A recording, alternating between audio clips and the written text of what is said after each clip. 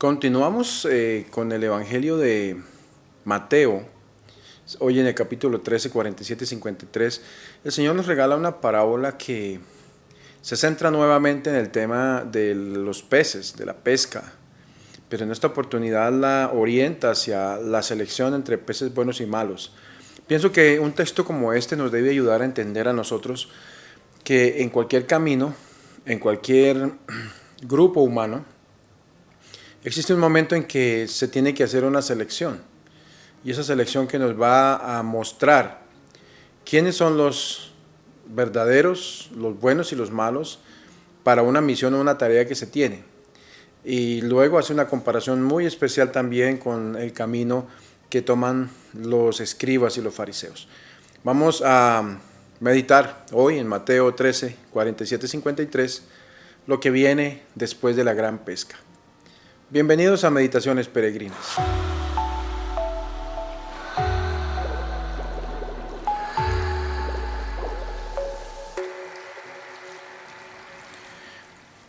Mateo 13, 47, 53. En aquel tiempo Jesús dijo a sus discípulos y a la multitud: el reino de los cielos se parece también a la red que los pescadores echan en el mar y recoge toda clase de peces.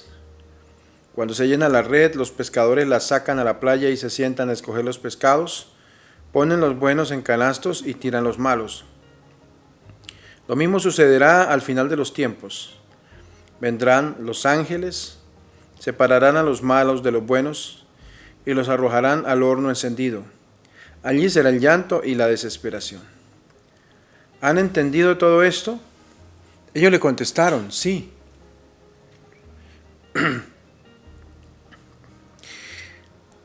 Entonces se les dijo: por eso, todo escriba instruido en las cosas del reino de los cielos es semejante al padre de familia que va sacando de su tesoro cosas buenas, cosas nuevas y cosas antiguas.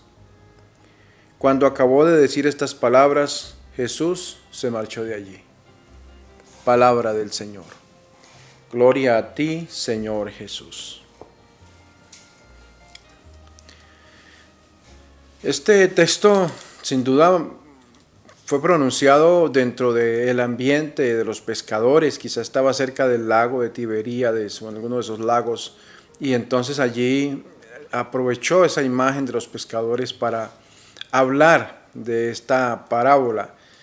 La faena de un pescador, ¿sí? Donde después de atrapar los peces tiene que escoger entre peces buenos y malos, es decir, aquellos que se van a poder comer y aquellos que no, aquellos que quizá no están lo suficientemente maduros y se deben tirar al agua para que crezcan un poco más, o aquellos que simplemente no son buenos por la razón que sea. Esto nos hace pensar un poco en la tarea de la iglesia, la tarea de la fe también. De una u otra manera, cuando se inicia un proceso o cuando uno dice, bueno, vamos a tener una reunión de hermanos en la comunidad, llega cualquier cantidad de gente con toda clase de propósitos, con toda clase de intereses. Hay gente incluso que al principio se ve honesta, pero al final existen en el corazón deseos de ser oportunista, de manipular. La lógica de la que nos habla el Señor y de la que ya nos ha hablado en textos anteriores con respecto a la semilla y la cizaña es que hay que dar tiempo a que se diferencien, ¿sí? A que radicalmente descubramos quién es el bueno y quién es el malo, para saber tomar una decisión al respecto. Este tipo de elecciones las veo todos los días. A veces cuando se elige un gobernante, un alcalde, una persona para dirigir una comunidad, hasta un sacerdote para una parroquia, en principio pues todo parece bien. Por eso dice el famoso refrán: escoba nueva siempre barre bien, ¿verdad? En algún punto de la vida, al comienzo nos parece que las cosas van a ser lo mejor, pero poco a poco vamos a descubrir el verdadero sentido y la verdadera cara, digamos así, el verdadero rostro de aquel que está iniciando una tarea. Y es justamente esto, o sea, en una pesca caen todos los peces, pero en un punto tienen que llegar a seleccionarse entre aquellos buenos y aquellos malos. Pienso que muchos discípulos de Jesús lo siguieron probablemente en principio, digamos, sin entrar en dudas, con fidelidad. Pero también algunos tenían sus intereses oscuros. Y sabemos que a pesar de toda la selección en que hubo dentro de los discípulos para quedarse el Señor con 12, a pesar de todo, allí apareció uno que tenía unos intereses completamente contrarios a la del resto de los discípulos y en el fondo a la misión, a toda la misión de Cristo, a ese anuncio del reino de los cielos. Se van manifestando por el camino las verdaderas intenciones. Así como uno dice ante un problema, el tiempo lo sanará todo, pienso que el tiempo lo muestra todo también y nos muestra realmente el verdadero interés de una persona. Por eso es importante, por ejemplo, en una relación, de pareja que está pensando seriamente en contraer matrimonio, tener un tiempo para conocerse, ¿sí? En la vida de amistad lo mismo, tener un tiempo para mirar hasta dónde hay una verdadera madurez en la persona. Tanto es así que uno ve casos de parejas que se van a vivir juntas y después de un par de días terminan diciendo, no, es que este no fue el novio o la novia que conocí, ha cambiado muchísimo.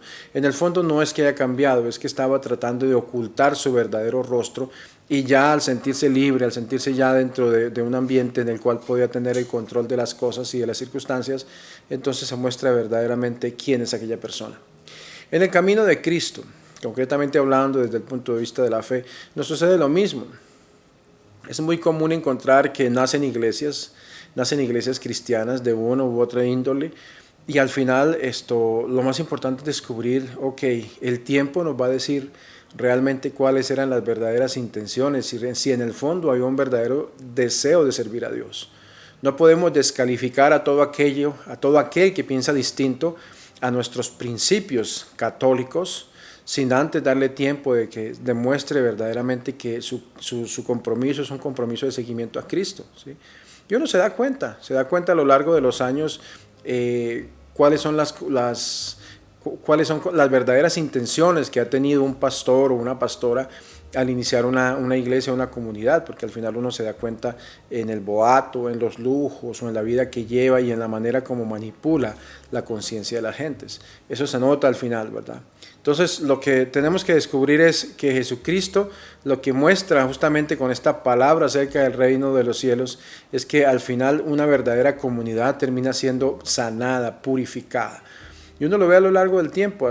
Puede que vengan a la iglesia un domingo 300 personas, pero uno sabe que al final de esas 300 personas quizá 20 o 30 son personas que están verdaderamente comprometidas con el Señor y que de todo corazón y con toda la fe y con todo el fervor están sabiendo qué camino es el que están haciendo ellos, ¿sí?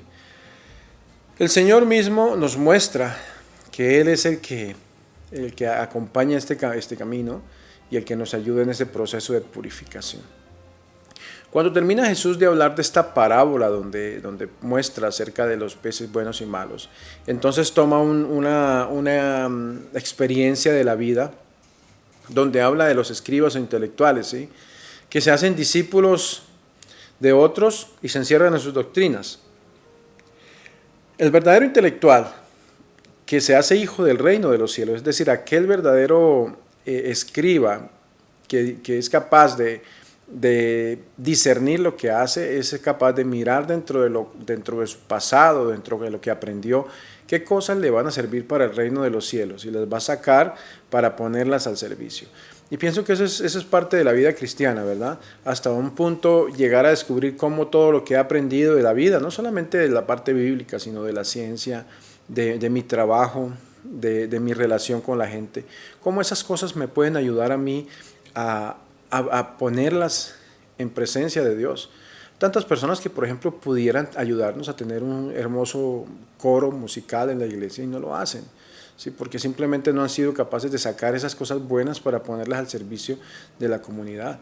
¿Cuántas personas que quizá fueron catequistas, que quizá tienen la formación para formar parte de un gran equipo, un gran ejército de personas que son esos peces buenos que pueden ayudar a ayudar a otros, digamos, a entrar en el ritmo de la vida y de la fe, y no lo hacen, simplemente porque nos falta más ese sentido de ¿sabes qué?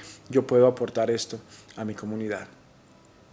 El verdadero escriba del que nos habla el Señor es aquel que se abre a la acción del reino de los cielos, es aquel que que es capaz de no cerrarse en sus doctrinas, en las cosas que aprendió, sino que al contrario, aquello que le puede servir del pasado lo pone al servicio de la comunidad. Y esto concretamente fue la experiencia de los primeros, pienso yo, escribas, fariseos y personas letradas de la época de Cristo que entraron a formar parte de la iglesia.